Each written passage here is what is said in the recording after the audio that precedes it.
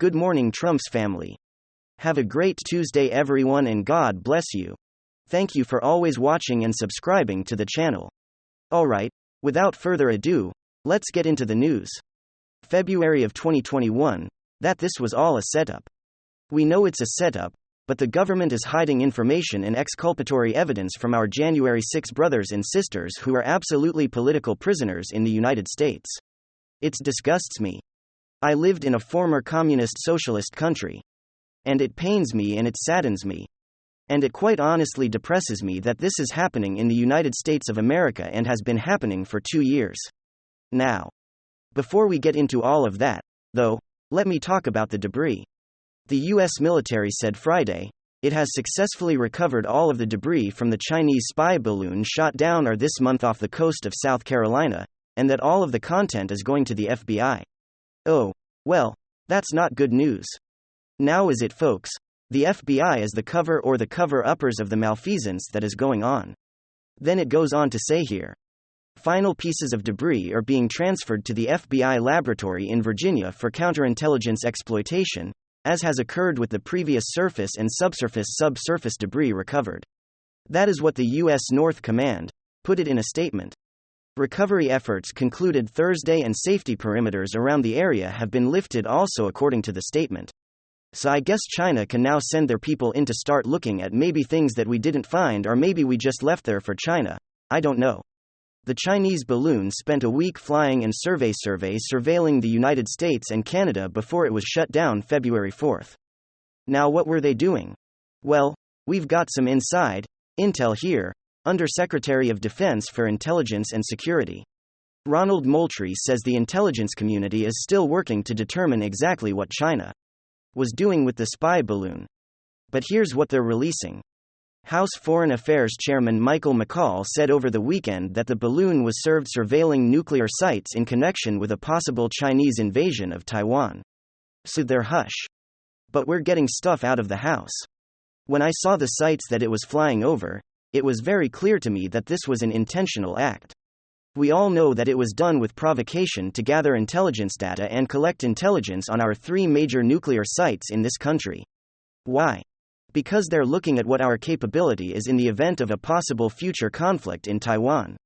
So this is according to House Foreign Affairs Chairman Michael McCaul. He is saying they're flying. They're flying over this, but specifically as part of their readiness for their attack on Taiwan. Moultrie, who testified at a House Intelligence Committee subcommittee hearing about the aerial phenomenon last year, was asked if you agree with McCaul's assessment. We're still doing analysis on what's happening there. Moultrie said Thursday, I mean, look, we know it was a Chinese balloon. I think we've talked about trying to recover materials to determine exactly what they were doing. Hopefully in the coming days and weeks we'll shed a little insight on what was occurring there. We'll know a little bit more. And some significant news, and really I hate to say it, but I told you so. We were just talking about the new revelations, the new information about John Fetterman physical and mental health issues.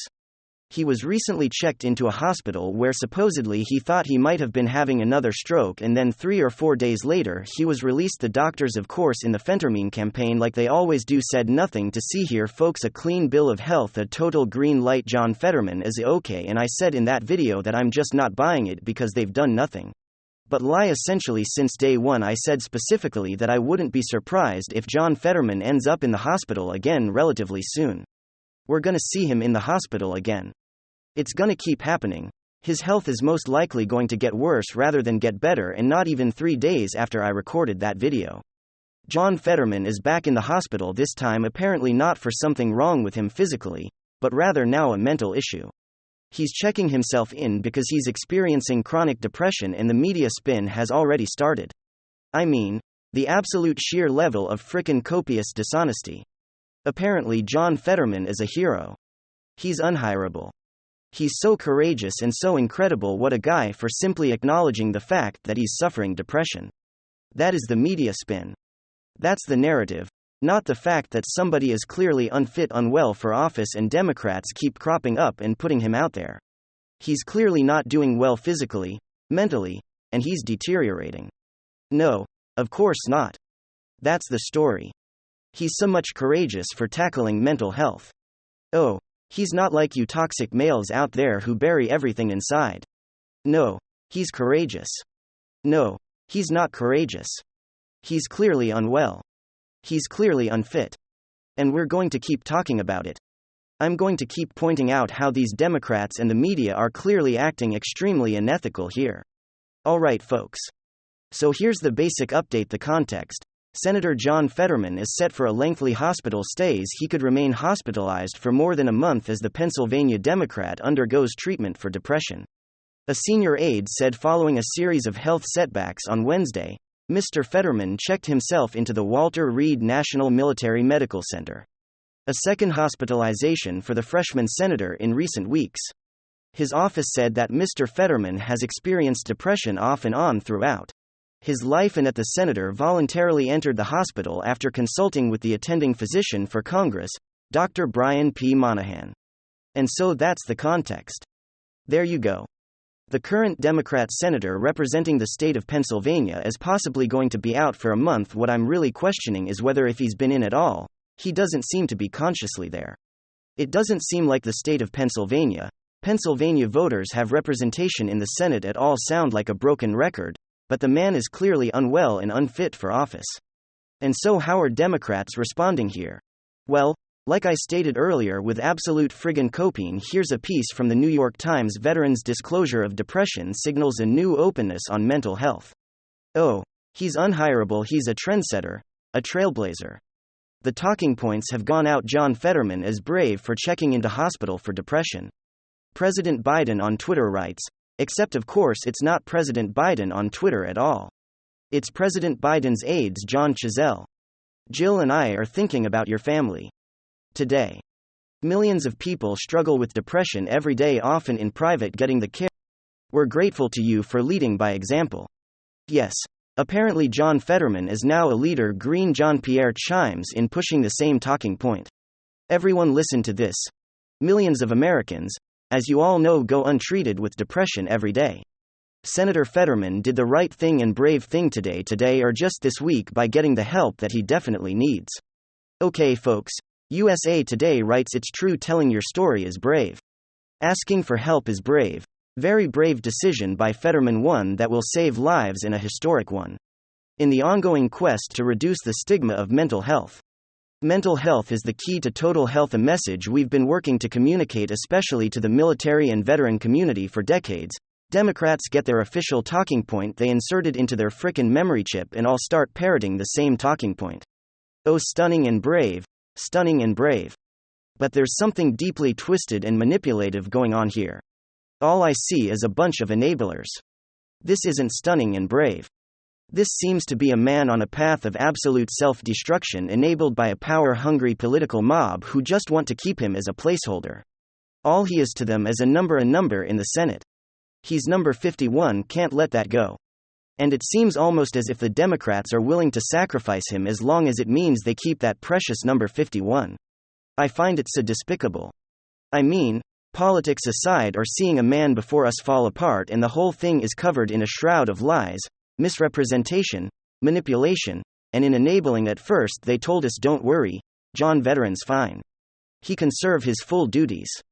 Well, clearly he can't if he's constantly in and out of the hospital. Don't worry, he's fine. Don't you know that most stroke victims get most of their cognitive ability back?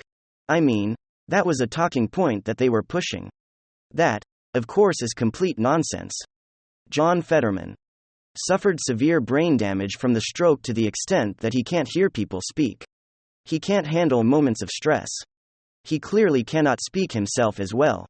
He is cognitively disabled, and it took nearly a year for the Fetterman campaign to release a statement, I believe it happened last week, where they stated that it's unlikely that he's to actually improve moving forward after nearly a year of talking points of on his road to recovery, on a road to recovery.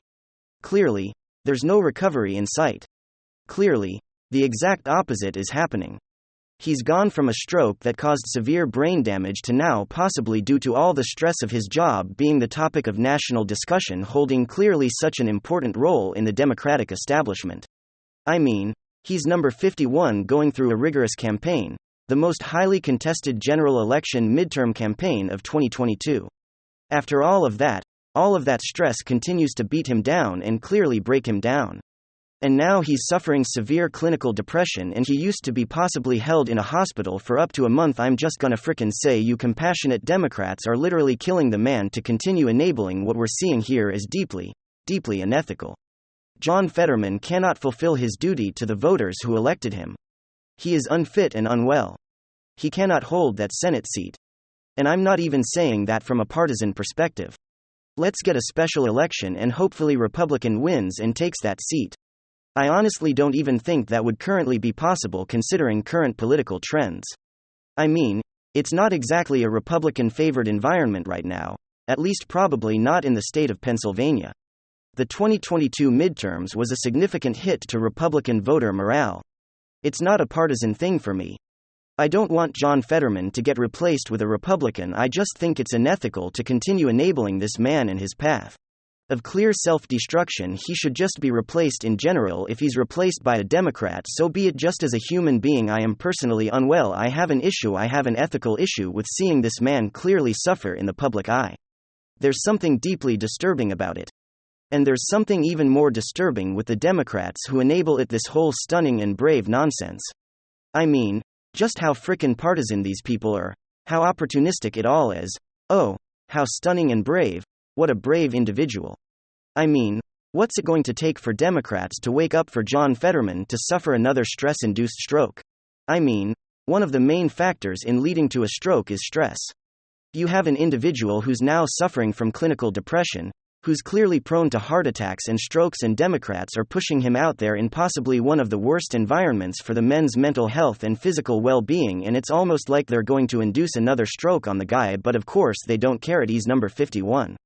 I don't know, in the whole John Fetterman thing I feel kind of like a broken record, but somebody's got to say it clearly. The Democrats never will. Clearly the mainstream media never will. They're all parroting the same Democrat talking point of stunning and brave, but it's yet again another deeply, deeply unethical trait of the aggressively partisan left. They are literally killing the guy. Ladies and gentlemen, give me your thoughts below. And hit subscribe right now.